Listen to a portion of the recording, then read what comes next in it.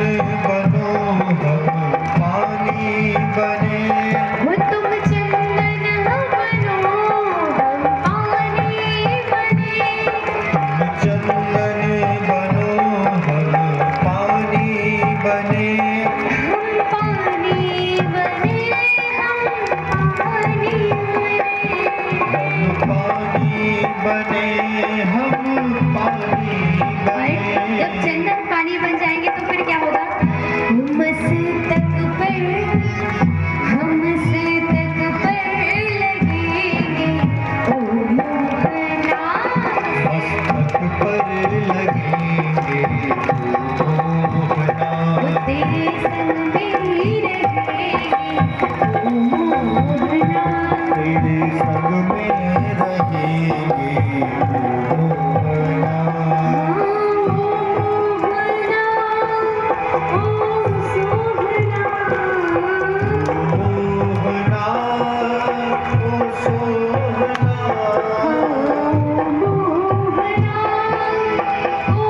सोहना,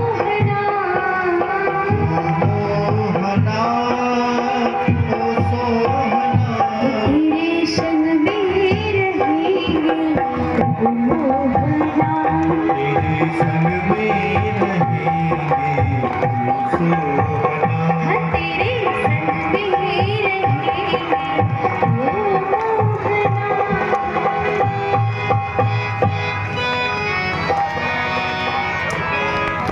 बोली श्री वृंदावन में हरि लाल की, बोली राधा रानी सरकार की, बोली श्री कृष्ण कन्हैया लाल की, जय जय श्री राधे, जय जय श्री राधे श्याम। अब आइए बड़ी ही सुंदर कथा की ओर प्रवेश करते हैं। अच्छा, एक छोटे भक्त तो ध्रुव जी हैं, दूसरे छोटे भक्त कौन है बताइए? दो छोटे छोटे भक्तों का वर्णन सुना है ना हमने। प्रभु के दो छोटे छोटे भक्त हैं, एक तो ध्रुव जी, दूसरे बताइए? प्रहलाद जी। कौन है? प्रहलाद जी। उन्होंने भी तो बचपन में ही प्रभु को प्राप्त किया। कल हमने आपको बताया था भगवान वराह रूप धारण करते हैं और हिरण्याक्ष का वध करते हैं। हिरण्याक्ष के भाई है हिरण्यकश्यपु। कौन है? हिरण्यकश्यपु। अब जैसे हिरण्यकश्यपु को पता चला कि प्रभु नारायण ने वराह अवतार रूप धारण करके उनके भाई का वध कर दिया, तो हिरण्यकश्यपु को प्रतिशोध की ऐसी भावना आती है कि मंदराचल पर्वत पर जाता है तपस्या के लिए। जब गया तो नारद जी तोते का रूप धारण करते और उसके कानों के पास आकर के नारायण नारायण बोलने लगते हैं। अब जैसे ही इन्होंने नारायण सुना तो नारायण से तो बड़ा क्रोध करते थे, सो घर को लौट आए। पत्नी कयाधु ने पूछा कि क्या बात है महाराज, आप तो तपस्या के लिए गए थे और घर लौट आए। तो इन्होंने बताया कि हाँ, मैं तब के लिए गया था, परंतु एक तो तोता आया और वो मेरे कान के पास नारायण नारायण बोलने लगा। अब आज महाराज पत्नी कयाधु ने जैसे ही अपने पति के मुख से नारायण सुना तो बड़ी प्रसन्न हुई। आज कुछ ना कुछ बहाना करके बार बार पूछ लेती, प्रभु आप तपस्या के लिए गए थे, क्यों चले आए? ऐसा करते करते करते करते उसने एक माला पूर्ण करवा ली और उसी रात गर्भ धारण किया। दूसरे दिन ये तपस्या के लिए चले गए हिरण्यकश्यपु। और जब हिरण्यकश्यपु तपस्या के लिए गया तो इंद्रदेव कयाधु को घसीट करके ले जाने लगे। तो नारद जी ने बताया कि इनके गर्भ से प्रभु के परम पावन भक्त का जन्म होगा, इसीलिए आप इन्हें छोड़ दो। और नारद जी अपने साथ ले गए, सुंदर कथाओं को सुनाते थे, सुंदर सत्संग करवाते थे। इधर जो हिरण्यकश्यपु है खूब तपस्या करता है, अंगूठी के बल खड़ा हो जाता है, शरीर में दीमक लग जाता है, पेड़ पौधे निकल आते हैं। और जब खूब भयानक तपस्या करता है तो ब्रह्मा जी प्रसन्न हो जाते हैं और प्रसन्न होकर के आज दर्शन देते हैं।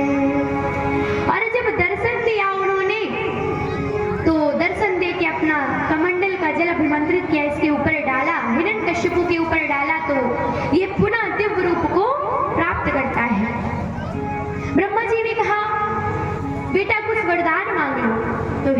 हिरण्यकशिपु कहता है, क्या वरदान मांगा? ना दिन में मरूं, ना रात में मरूं, ना अस्त्र से मरूं, ना शस्त्र से मरूं, ना मुझे नर मारे, ना मुझे पशु मारे, ना मैं अंदर मरूं, ना मैं बाहर मरूं, ना मैं आकाश में मरूं, ना मैं पृथ्वी में मरूं। आज ब्रह्मा जी ने ऐसे भयानक वरदान को सुना तो बड़े परेशान, लेकिन फिर भी प्रभु नारायण का नाम लेकर के उन्होंने इस वरदान को दे दिया, तथास्तु बोल दिया। इधर हिरण्यकशिपु को वरदान प्राप्त हुआ, सो इतना उतावला हो गया, इतना मतवाला हो गया कि इंद्र आसन पर अपना आधिपत्य स्थापित करके अग्निदेव से स्वयं भोजन बनवाता। वायु देवता जब इसको गर्मी लगती तो हवा देते। समुद्र की ओर हिरण्यकशिपु देखता तो समुद्र सुंदर सुंदर लहरों के द्वारा मनोरंजन करता। आकाश की ओर देखता तो आकाश सुंदर सुंदर चित्र बना के हिरण्यकशिपु का मनोरंजन करते थे। देवता बड़े परेशान। प्रभु ने कहा कि देखो परेशान मत हो, क्योंकि इनके द्वारा एक मेरा सुंदर भक्त देवी का यादव जन्म देंगे और वो बड़ा भक्त होगा। देवी के यादव ने सुंदर भक्त अपने पुत्र को जन्म दिया, जो कि बहुत बड़ा पावन भक्त था, बड़ा भक्त था।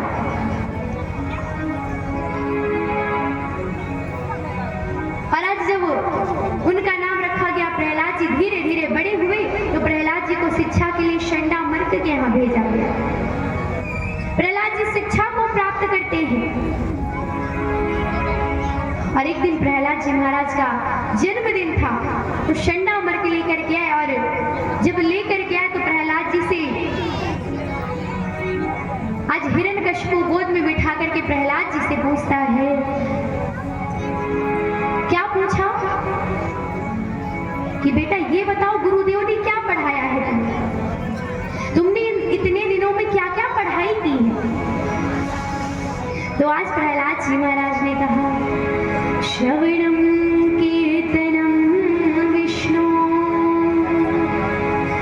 स्मरणम पाद सेवनम अर्चनम वंदनम दास्यम सख्यात्म निवेदनम। श्रवणम कीर्तनम विष्णु स्मरणम पाद सेवनम अर्चनम वंदनम दास्यम सख्यात्म निवेदनम।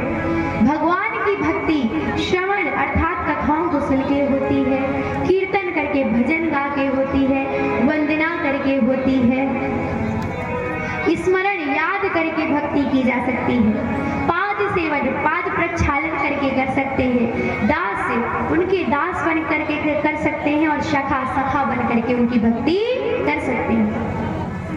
और फिर एक भक्ति आप नाच के भी कर सकते हैं और दूसरी भक्ति आप गा के भी कर सकते हैं। इस प्रकार करके जैसे आज हिरण्यकशिपु ने सुना तो प्रहलाद जी को गोद से पटक दिया।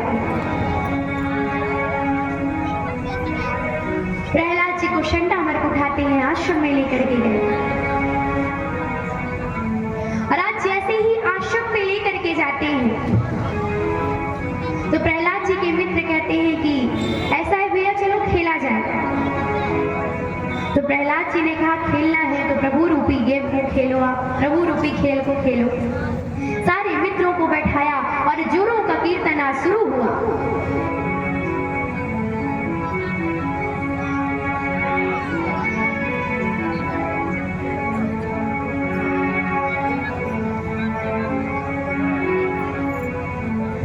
तो आज जब जोरों का कीर्तन हुआ तो कीर्तन इतना तेज था कि कीर्तन की आवाज पहुंचते पहुंचते हिरण्यकशिपु के महल तक भी पहुंच गई।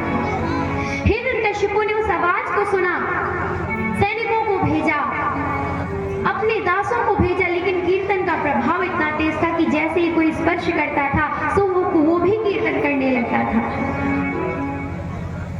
इसके बाद हिरण्यकशिपु स्वयं आया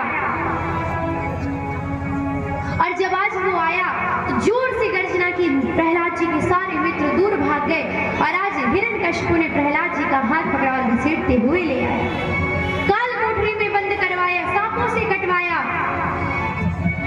पहाड़ों से गिरवा दिया, खौलते हुए तेल में डलवाया। लेकिन कहते हैं ना कि जिनकी रक्षा भगवान करते हैं, जा पर कृपा राम की होती, जिस पर प्रभु की कृपा होती फिर कोई कुछ बिगाड़ नहीं सकता उनका।